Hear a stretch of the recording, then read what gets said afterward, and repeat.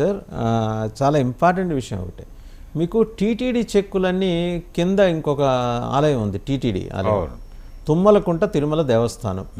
TTD Chevireddy Bhaskar Reddy గారు ఆధ్వర్యంలో ఆలయ నిర్వహణ జరుగుతుందని ప్రచారం. అది ఎంతవరకు నిజమో తెలియదు, కానీ ఈ చెక్కులు మీరు చెప్పిన విఐపీలు పైనకి వెళ్ళినప్పుడు వాళ్ళు ఇచ్చే చెక్కులు తీసుకొచ్చి ఈ అకౌంట్లో వేసుకునేవాళ్ళట.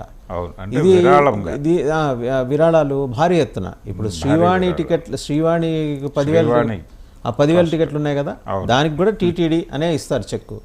ఒకవేళ ఇచ్చే పని అయితే ఆ ఇచ్చిన చెక్కులు కూడా ఇటే వచ్చినాయని, అలాగే భారీ విరాళాలు ఇస్తున్నారు, విఐపీలు వచ్చిన భారీ విరాళాలు అవి కూడా ఇటే వచ్చినాయని. వీళ్ళే అంటే వీళ్ళు అట్రాక్ట్ చేసి అప్రోచ్ అవుతారు. జనరల్గా మేము ఫలానా రోజున తిరుమల విజిట్ చేయబోతున్నామని అప్రోచ్ అవగానే వీళ్ళే ప్రోగ్రామ్ డిసైడ్ చేసి మీరు ఏ టైంలో కావాలి, ఏ టైంలో మీకు దర్శనం కావాలి, ఏ దర్శనం కావాలి, మా దగ్గర ఈ సౌకర్యాలు ఉన్నాయి అన్న పద్ధతిలో దాదాపుగా ఒక హోటల్ మేనేజ్మెంట్ తరహాలో వీళ్ళు అప్రోచ్ అయ్యి దానికి ఈ మేరకు మీరు విరాళం ఇవ్వాల్సి ఉంటుంది.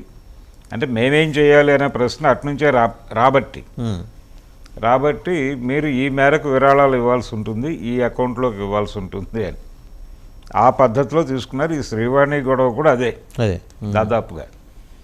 అంటే విపరీతంగా మన చేతుల్లో ఉంది అనేది. ఈయన మొదటేమో టెంపరీగా ఎంటర్ అయ్యాడు, తర్వాత పర్మనెంట్ ఇన్ఛార్జిగా మార్చారు ధర్మారెడ్డి గారు.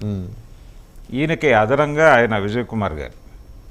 ఇలా వీళ్ళిద్దరూ కలిసి వైఎస్ఆర్సీపీ అనుకూల నిర్ణయాలు తీసుకుంటూ ఈ చందాలు మీరన్నట్టుగా ఈ చెవిరెడ్డి భాస్కర్ రెడ్డి గారి గుడి తాలూకా అకౌంట్కి తుమ్మలకుంట తిరుమల దేవస్థానం, తుమ్మలకుంట తిరుమల దేవస్థానానికి తరలించి అట్నుంచి వాళ్ళు ఇతర అకౌంట్లోకి మళ్లించారు. ఇప్పుడు ఇదంతా కూడా ఈ అకౌంట్లు ఆ అకౌంట్లు ఇవన్నిటినీ స్క్రూటనీలోకి తీసుకొచ్చి ఎవరు ఏమిటి అని పెడతారు. చాలామంది అరెస్ట్ అయ్యేటువంటి ఛాన్సెస్ అయితే ఉన్నాయి.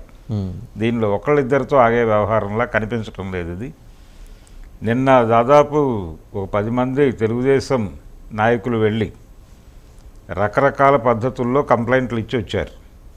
వీటన్నిటి మీద ఇప్పుడు సీరియస్గా దర్యాప్తు జరపాలని అనుకుంటున్నారు. ఆయన చంద్రబాబు నాయుడు గారు మొన్న వచ్చినప్పుడు మొత్తం ప్రక్షాళన చేస్తామని ప్రకటించాడు అక్కడే.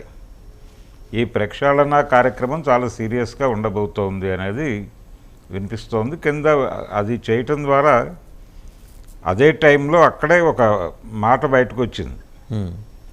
వైసీపీకి చెందినటువంటి ఒక నాయకుడు యాదవ్ ఒక మాట అనేసాడు. ఈయన అంటే తిరుమలకి సంబంధించి అరెస్టులు హడావిడి జరుగుతోంది.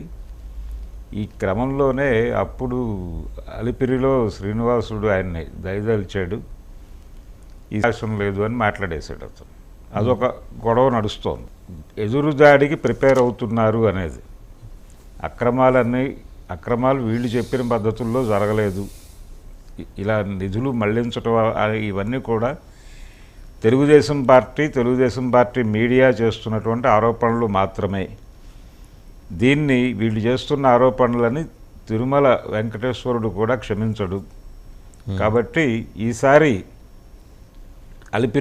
గతంలో అలిపిరి లాంటి ఇన్సిడెంట్ ఏదైనా జరిగితే ఇవి చేసినందుకు గాను వెంకటేశ్వర స్వామి అడ్డుపడడు అన్న టోన్లో మాట్లాడేశాడు.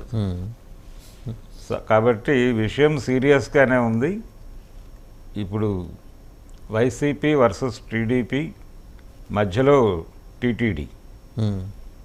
వెంకన్నను కూడా పార్టీగా చేర్చేట్టున్నారు, సంబంధం లేని ఆయన్ని కూడా తీసుకొచ్చి. ఎందుకంటే ఆ కొండ మీద ఉంటున్న ఒకే ఒక నేరానికి ఆయన కూడా ఇన్వాల్వ్ చేస్తున్నారు. లేదు, ఆయన ఆల్రెడీ ఆయన దయ ఉండదు చంద్రబాబుకి అని చెప్పడం అంటేనే ఆయన్ని తమ పార్టీ మనిషిగా భావించినట్టుగానే చూడాల్సి ఉంటుంది. వాళ్ళు అప్పట్లో వెంకటేశ్వర చౌదరి అనేవాళ్ళు కదా, ఇప్పుడు అది నేరుగా అనేసారు కదా మురళీమోహన్ గారు అనుకో. మురళీమోహన్ ఆయనకి పేరు కూడా పెట్టి అంటే వెంకటేశ్వర చౌదరి అనేసరికి మాగంటి వెంకటేశ్వర చౌదరి అంటే బాగుండేది అనేసారు.